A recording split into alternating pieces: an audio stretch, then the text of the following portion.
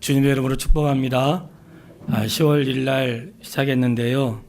날씨가 많이 선선해졌습니다.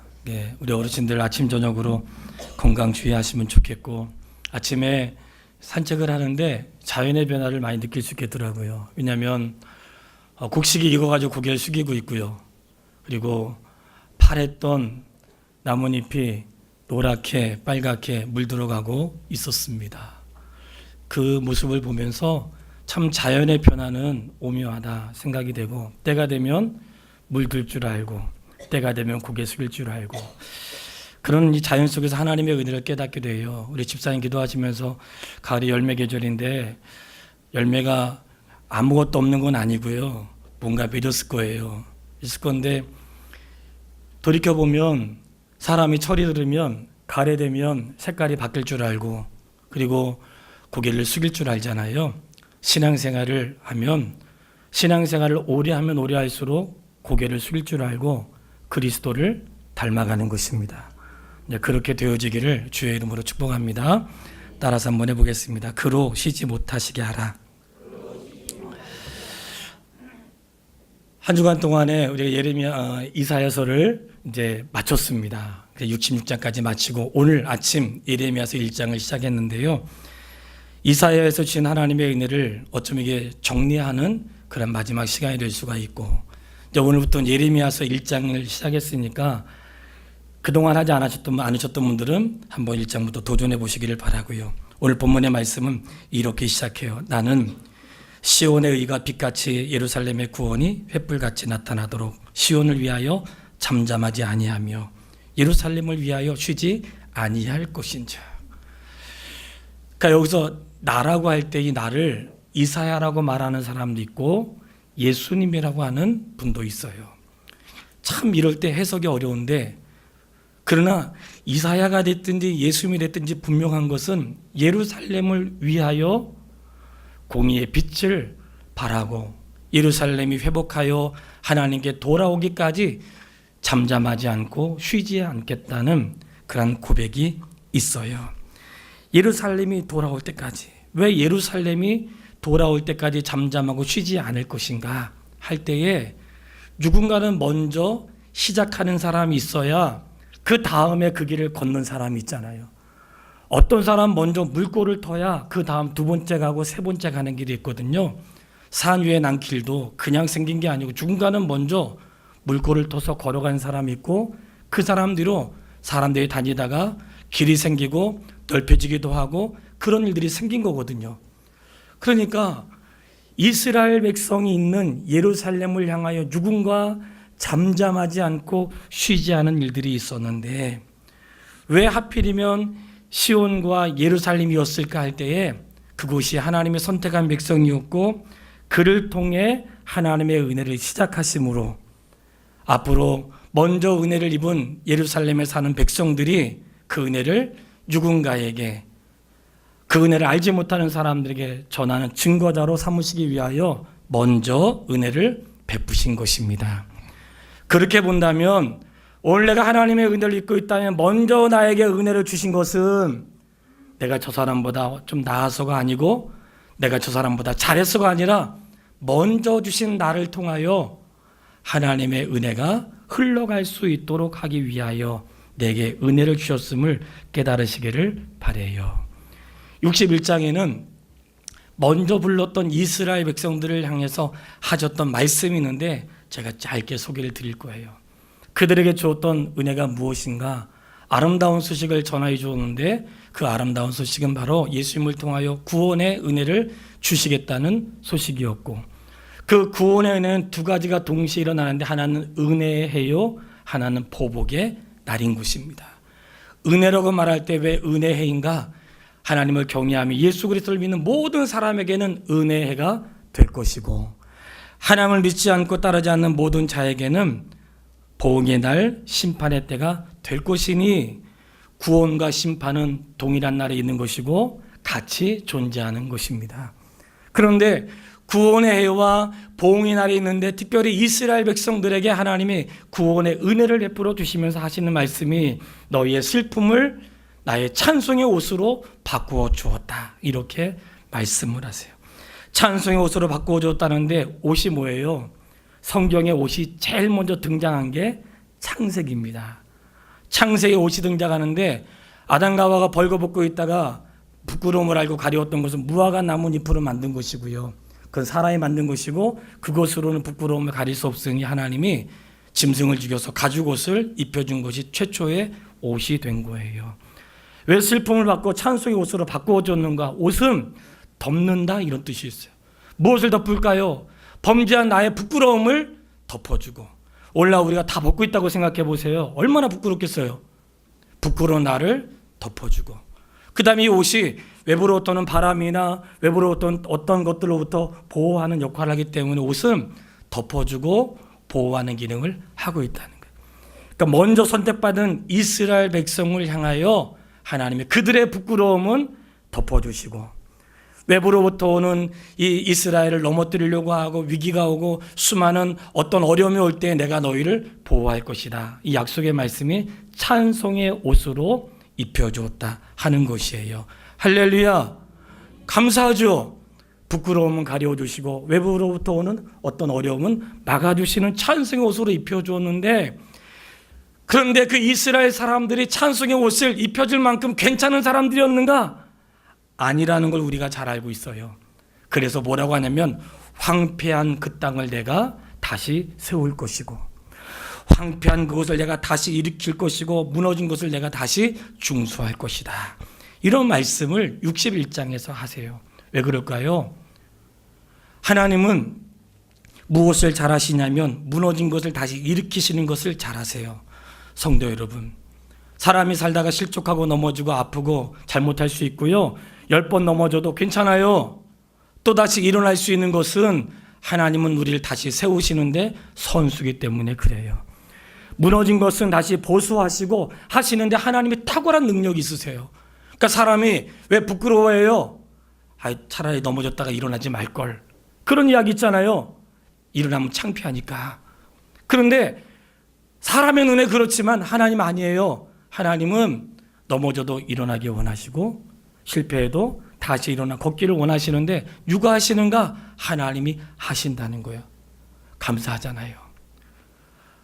한 주간 동안 얼마나 행복했는지 몰라요. 왜냐하면 이스라엘 백성들은 그런 사람들이었어.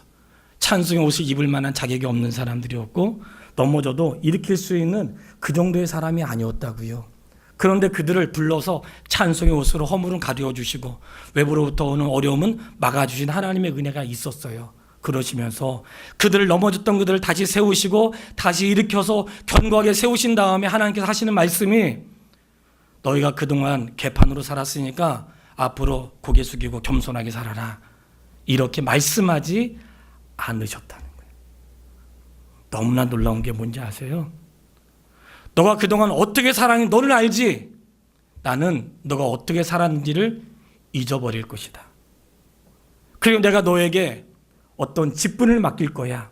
그것이 바로 61장에 등장하고 있는 6절에 너희는 여호와의 제사장이요 여호와의 봉사자라. 그렇게 직분을 맡겨준다는 거. 따라서 한번 해볼까요? 너희는 여호와의 제사장이라. 하나님의 봉사자라. 누가요? 이스라엘 백성을 여호와의 제사장이요 봉사자로 삼았다는 거예요. 그러니까 하나님이 범죄한 그들을 고개 숙이면서 죄인처럼 그렇게 평생을 살라고 말씀하지 않으시고 너는 일어나 새롭게 되었으니까 내가 너를 오히려 제사장으로 삼고 하나님의 봉사자로 삼을 거야. 하나님의 제사장이요 봉사자로 살아. 이렇게 말씀하셨다는 거예요. 이렇게 범죄한 이스라엘 백성이 일어나서 하나님의 제사장이요 봉사자로 살아갈 수 있도록 하나님이 잠자지 않으시고 쉬지 않으시고 우리 인생을 향하여 애쓰겠다고 말씀하시는 거예요. 말씀을 잘 들어보세요.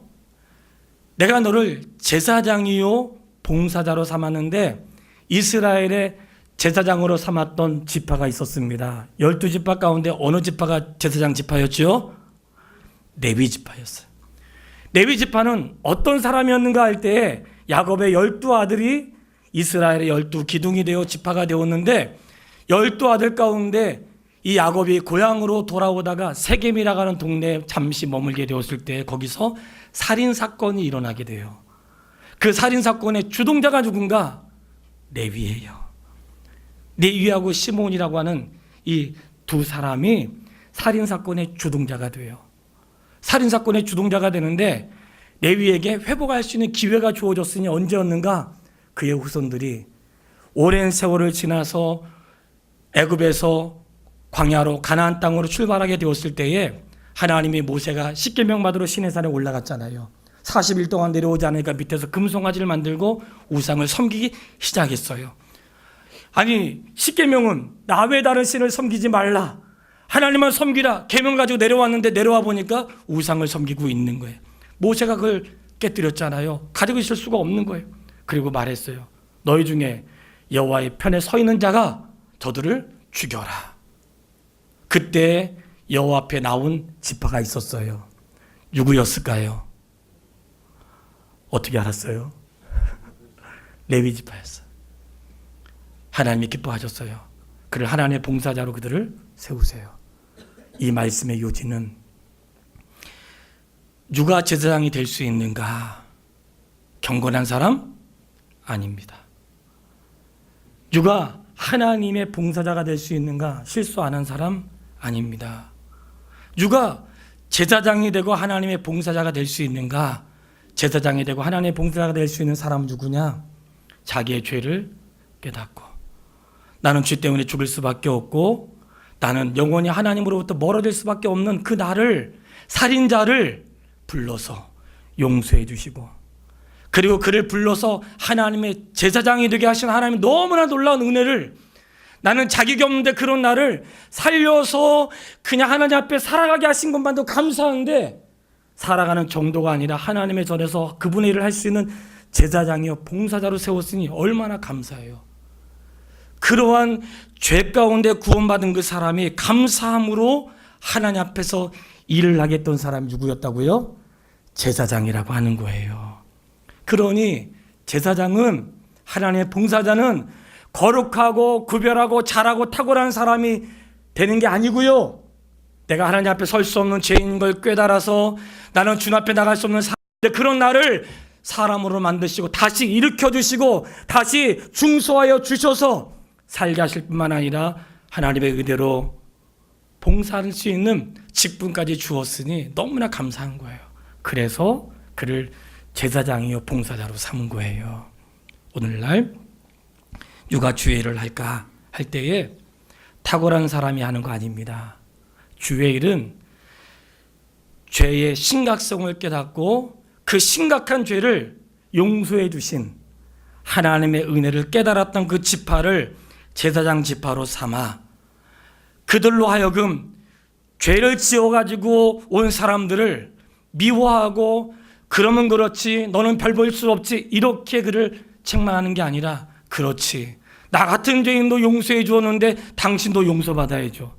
나 같은 죄인도 은혜를 입었는데 당신도 은혜 받을 수 있습니다. 할렐루야. 그런 은혜로 인하여 레위 지파를 제사장으로 세운 거예요. 그러니까 오늘 하나님의 교회 가운데 누가 은혜를 입었는가? 내가 옛날에 말이죠, 나도 그랬거든요. 나도 그런 사람이었어. 근데 그런 나를 용서해 주시고 그런 나를 용서로 끝나지 않으시고 글쎄 하나님의 봉사자로 삼았어요. 그런 내가 하나님의 교회에서 일하고 있어요. 그 은혜를 나누게 되면서 자신의 죄로부터 용서받은 기쁨이 있잖아요. 그러니까 하나님 앞에 나오는 수많은 죄된 사람들을 용서할 수 있어요, 없어요? 있는 거예요. 용서할 수 있는 거예요. 어떤 사람의 죄도 용서받을 수 있음을 자기를 통해 확신하는 거예요. 하나님 앞에 나온 사람들은 경건한 사람이 아니에요. 죄사함의 은혜를 입은 사람인 줄 믿으시길 바랍니다. 그렇기 때문에 내가 생애를 사는 날 동안 죄를 지을수록 아버지 앞에 나와야 되고요, 넘어질수록 아버지 앞에 나와야 되고, 내가 자꾸만 나를 통해서 내가 괜찮은 놈이라고 생각했는데 살아보니까 괜찮지 않은 놈이라는 것이 발견될 때 실족하지 말고 아버지 앞에 나오면 나를 괜찮은 사람으로 다시 세워주실 뿐만 아니라 고개 숙이며 살아갈 수 있는 인생으로 만들지 않으시고 하나님의 제사장이요 봉사자로 살아갈 수 있도록 인도하시는 그 은혜를 누리시기를 주의 이름으로 축원합니다. 이렇게 돌아온 이스라엘 백성들을 향하여 하나님께서 하신 약속의 말씀이 2절에 등장해요. 2절을 한번 같이 읽어보겠습니다. 다 같이 시작. 이방 나라들이 내 공의를 묻 왕이 다 내 영광을 볼 것이요 너는 여호와의 입으로 정하여질 새 이름으로 일컬음이 될 것이며 아멘. 내가 그들에게 새 이름을 줄 것이다. 이렇게 말씀하세요. 새 이름을 주는데 본문의 말씀에 너는 여호와께서 새 이름을 줄 것이고 너는 여호와의 손에 아름다운 관이 될 것이고 여호와의 손에 아름다운 관은요 하나님의 손에 그 관을 잡고 있는데 그게 누구라는 거예요? 너라는 거예요. 너는 헵시바라 뷸라라 부를 것이다. 이게 무슨 말일까요? 제가 잠시 후에 말씀드릴 거예요. 옆에 있는 분한테 얘기해 주세요. 너에게 새 이름을 줄 것이다. 너에게 새 이름을 줄 것이다. 너는 하나님의 손에 들려진 관이다. 너는 헵시바라. 너는 뷸라라. 이게 무슨 말이냐면요. 헵시바는 무슨 음료수나 바가 아니에요. 이 헵시바라는 뜻은 뭐냐면 너는 나의 기쁨이다. 너는 나의 기쁨이다 이거예요. 뷸라는 결혼한 사람 이런 뜻이에요. 그러니까 이스라엘 백성은 그동안 뭐였어요? 마치 기쁨이 되지 않은 사람처럼 살았잖아요. 근데 그들을 처녀처럼 결혼하지 않았던 사람처럼 여기시고 너는 나의 기쁨이고 너는 이제 나와 결혼한 사람이야. 이렇게 말씀해 주시는 거예요. 이름을 바꾸어 주었어요. 이름을 바꾸어 줬는데 그 바꿔진 이름을 한번 말씀드리려고 하는 거예요. 이름을 바꿔 주면서 하시는 말씀이 너는 그랬잖아요. 너는 그렇게 이름을 바꿨어요. 이름을 바꿨는데 어떻게 바꿨는가? 첫 번째 이스라엘이라고 하는 이름은 첫 번째 누구였냐면 야곱이었어요. 야곱아, 넌 다시는 야곱이라 부르지 말고 다음부터는 이스라엘이라고 불러라. 야곱은 뭐예요? 발 뒤꿈치 잡은 자, 거짓말하는 자, 속이는 자, 그런 사람이었잖아 야곱이. 근데 그런 사람인데 그가 주님을 만나자마자 하나님께서 만나시면서 그의 이름을 바꿔줘. 너는 더 이상 발 뒤꿈치 잡은 자가 아니고 형의 발꿈치 잡고 넌 더 이상 누군가를 속이고 거짓말한 자가 아니라 너는 이스라엘이라. 하나님이 함께하는 자요 너가 하나님과 싸워 이긴 자야. 그런 사람으로 살아 하면서 이름을 바꾸어 줬던 거예요. 이스라엘이라고 하는 뜻에는 너는 하나님을 이긴 자야. 내가 너와 함께하고 있어. 이런 뜻이 담겨진 거예요. 내가 너에게 새 이름을 주겠다 할 때 새 이름에는 중요한 의미가 있습니다. 우리의 옛날의 이름은 뭘까요? 우리 옛날의 이름은 로마서 5장 8절에 보면 죄인된 우리를 위하여 십자가에 죽으심으로. 옛날에 우리의 이름은 뭐예요? 죄인이라고. 옛날 우리의 이름은 죄인이에요. 근데 죄인된 우리를 어떤 이름으로 바꿔주었을까? 로마서 1장 7절에 보면 하나님의 사랑을 입고 성도로 부르심을 받은 자들에게. 할렐루야. 어떤 이름이요? 성도. 따라해 보겠습니다. 성도는 아주 좋은 이름이에요. 성도. 거룩한 무리들. 성도 거룩한 무리들. 우리 교회 다니시는 분들이 우리 교회는 그런 분이 한 분도 없는 걸로 제가 알고 있어요. 알고 있다는 거지 없다고는 말을 하진 않았어요.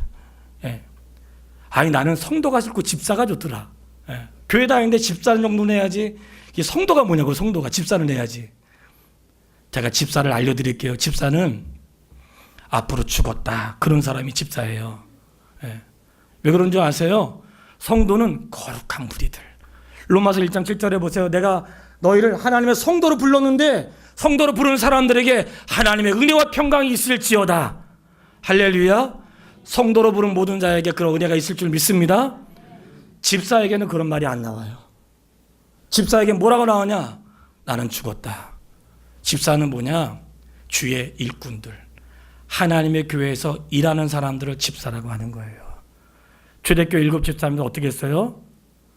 순교할 각오를 가지세요. 집사가 아닌 사람이 아멘하니까 별로 좀 은혜가 좀 덜 되네. 그러니까 집사는 일꾼이거든요. 왜 그런지 아세요? 나는 집사가 좋더라. 아니에요. 성도라는 이름이 좋은 거예요.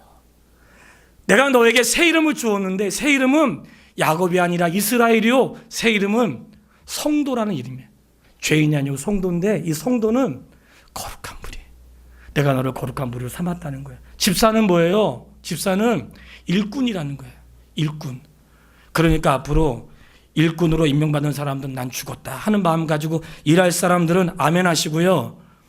예? 성도로 사시기를 바래요. 성도로 사세요.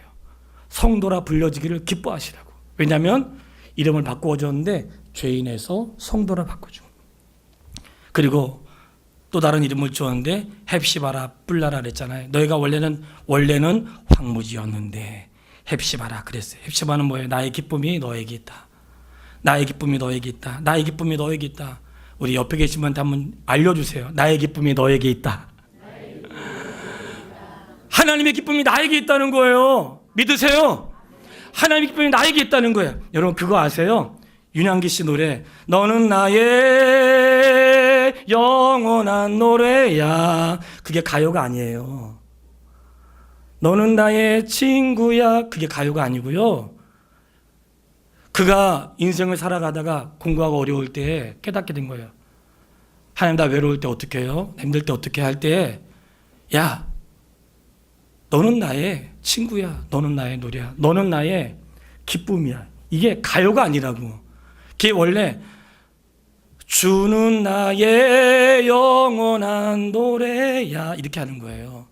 근데 그를 너로 바꾼 건데 오늘 말씀에 뭐냐면 헵시바라 뿔라라 이것은 야 너는 나의 기쁨이다 이런 뜻이야. 너는 나의 기쁨이다. 하나님이 이름을 바꾸어 줬는데 어떻게 바꿨는가? 너는 나의 기쁨이야. 뿔라는 너는 결혼한 사람이 이렇게 했거든요. 이게 그냥 한 말이 얼마나 기가 막힌 말씀인지 몰라요. 성경에서 가늠한 자들 그러면 실제 가늠한 자도 있지만 어떤 자들이에요? 우상을 숭배한 자들을 가늠한 자라고 한다고.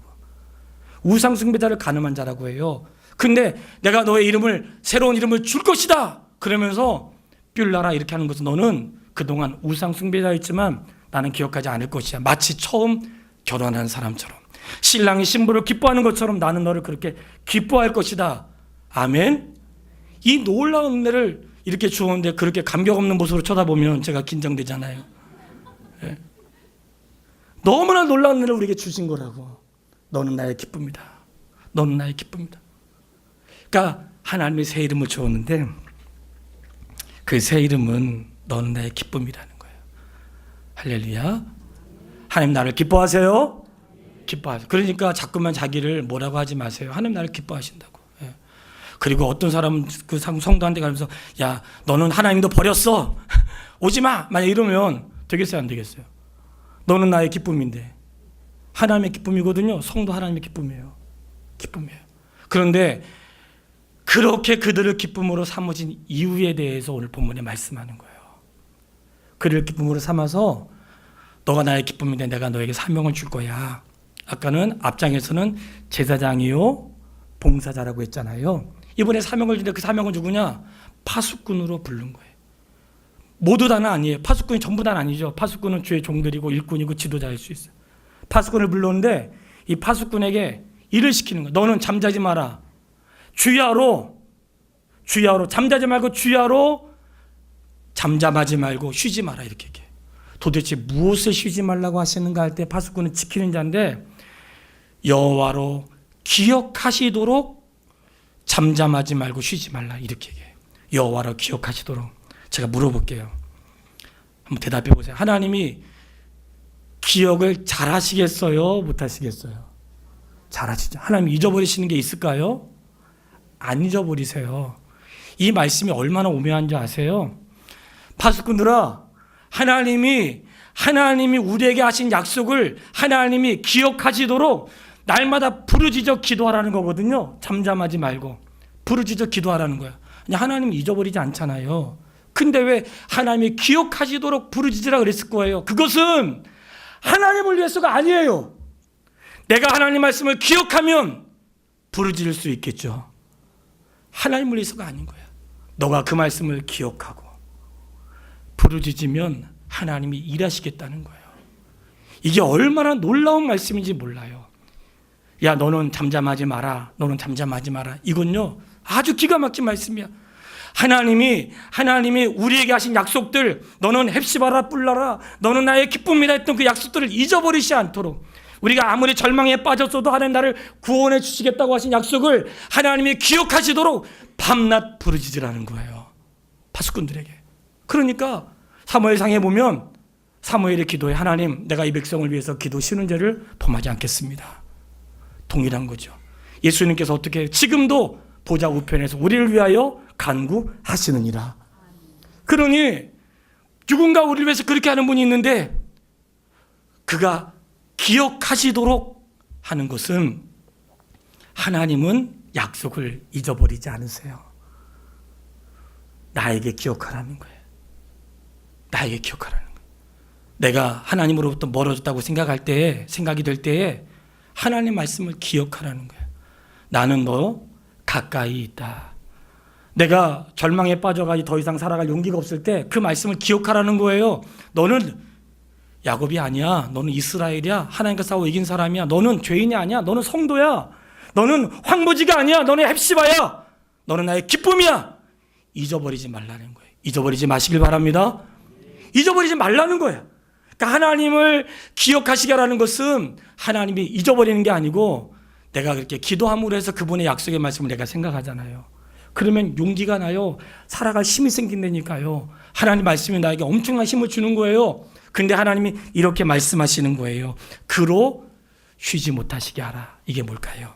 그로 쉬지 못하시게 하라. 하나님이 계획을 하셨는데, 하나님의 뜻을 하나님의 사람들에게 이루어 주세요. 언제까지 하시는가? 내가 선택한 예루살렘 그 백성들이 영광을 받을 때까지 하나님을 쉬지 않게 하라, 이런 뜻이거든요. 근데 하나님을 쉬지 않게 하라, 이 말씀 속에는 무엇이 있냐면, 하나님이 쉬지 않으시도록 너가 부르짖어 기도하라, 이런 뜻이거든요. 다른 말로 하면 뭘까요? 너가 기도하지 않으면 하나님이 쉬고 계셔, 그런 말이에요. 너가 기도하지 않으면 하나님이 쉬고 계셔, 그런 말이라니까요. 그로 쉬지 못하게 하라, 이 말씀은 너가 기도하면 하나님이 쉬지 않고 일하시고, 너가 쉬면 하나님이 쉬고 계셔, 이런 말씀이에요. 그러니까 하나님이 우리에 따라서 움직인다는 그런 뜻이 아니고요. 하나님의 일하시는 방법이, 하나님 능히 하실 수 있지만 누구를 통하여? 나를 통하여 하길 원하시는 거예요. 그러니까 하나님 혼자 하실 수 있어요. 근데 혼자 하시면 하나님이 다 하잖아요. 근데 왜 나를 통하여 하길 원하실까? 나의 기도를 통해, 나의 헌신을 통해, 나의 수고를 통해 하길 원하시는 거예요. 그때에 기억하세요? 내가 자녀를 위해 쉬지 않고 기도하면 누가 쉬지 않으세요? 할렐루야! 내가 우리의 가정을 위해서 쉬지 않고 기도하면 그가 쉬지 않고 일하시고, 내가 하나님의 교회와 내가 어떤 목표와 내 삶을 위해서 쉬지 않고 부르짖어 기도하면 하나님 뭐라고 말씀하시죠? 너가 부르짖으면 내가 너에게 응답할 것이고, 내가 알지 못하는 그거 비밀한 일을 내가 너에게 보일 것이다. 약속의 말씀을 내가 기억하고 구하면 하나님이 쉬지 않는다는 거예요. 역사가 없으면 누가 쉬고 있는 거예요? 내가 쉬고 있는 거예요. 내가 쉬고 있는 거예요. 나의 기도가 쉬고 있는 거라고. 나의 수고가 쉬고 있는 거예요. 하나님이 일하시는 방법이에요. 그러니까 이 사회를 통해서 하나님이 쉬지 못하시도록 너희가 부르짖어 기도하라는 거예요. 가정을 위해서, 하나님 영혼을 위해서, 열방을 위해서 너희가 그렇게 기도하라는 거예요. 왜냐하면 너희가 기도하면 너희의 기도를 듣고 내가 일할 것이다, 그렇게 말씀하시는 거예요. 그런데 왜 기도 안 하세요? 예. 기도해야 하나님 일하신다니까요. 하나님 할 수 없어서가 아니시라고. 내가 쉬지 않을 때 하나님이 그 일을 이루세요. 그러시면서 말씀하세요. 10절에 성문으로 나아가라, 백성이 올 길을 닦으라, 이렇게 말씀하신 성문으로 나가라, 이 말씀은 예루살렘 문을 말하는 게 아니고요. 너희가 바벨론 포로 생활할 건데 바벨론에서 포로 생활하다가 돌아와야 되잖아요. 그러면 돌아오기 원하는 자들아 성문으로 나오라 하는 거예요. 돌아가기를 원하는 사람은 바벨론의 포로 생활을 끊고 성문으로 나오라는 거예요. 왜요? 예루살렘으로 향하기 위해서. 그 말인 거예요. 너희가 더 이상 그리스도 예수 안에서 구원의 은혜를 입은 사람들아, 구원의 은혜를 입은 사람이 제사장과 봉사자가 되어서 세상을 향해 말하는, 여러분 이 세상의 성문에서 나오십시오. 나오셔서 나온 사람들이 예루살렘으로 갈 수 있도록 길을 닫고 돌멩이를 끄집어내면서 주의 길을 예비한다는 거예요. 그러면서 그들이 놓치지 않도록 높이 깃발을 들었는데 그 깃발이 무엇일까요? 예수 그리스도인 거예요. 그 깃발이 예수입니다. 예수님을 향해 그렇게 가는 거예요. 그러니 얼마나 놀라운 은혜. 하나님께서 구원받은 백성들에게 그런 은혜를 주셨는데 어떻게 하는가? 11절 땅 끝까지 선포하라. 땅까지 무엇을 선포해요? 하나님의 구원하심을, 하나님의 상급과 보응이 있음을, 그리고 너희가 어떤 사람이냐? 너희는 거룩한 백성이고 하나님의 구속한 자고 버림받지 않는 자라는 것을 선포하라는 거예요. 말씀을 마치겠습니다. 사랑하는 성도 여러분, 이게 이사야서의 결론인 거예요. 하나님께서 이사야를 통해서 너가 어떤 백성이었니? 너는 원래 부끄러운 자였고 뭔가 누군가 가리워줘야 너 스스로 할 수 없는 자였잖아. 근데 내가 너에게 찬송의 옷을 입혔어. 내가 너의 허물을 덮어주었고 너를 보호해 주었어. 너가 너무나 기뻐했어. 나는 너의 이름을 바꾸어 주었어. 너는 죄인이 아니야. 너는 성도야. 너는 야곱이 아니야. 거짓말장 속이는 자가 아니야. 이스라엘이야. 너는 나의 기쁨이야. 내가 너에게 바꿨어. 얼마나 기뻐. 이렇게 죽음에서 돌아온 내가 너무나 기뻐서 외치라는 거예요. 여러분, 성문으로 모이십시오. 하나님께로 갈 사람들 모이십시오. 그 하나님께서 나를 이렇게 영화롭게 해주셨습니다. 할렐루야. 그런 샘플로 살아가라는 거예요.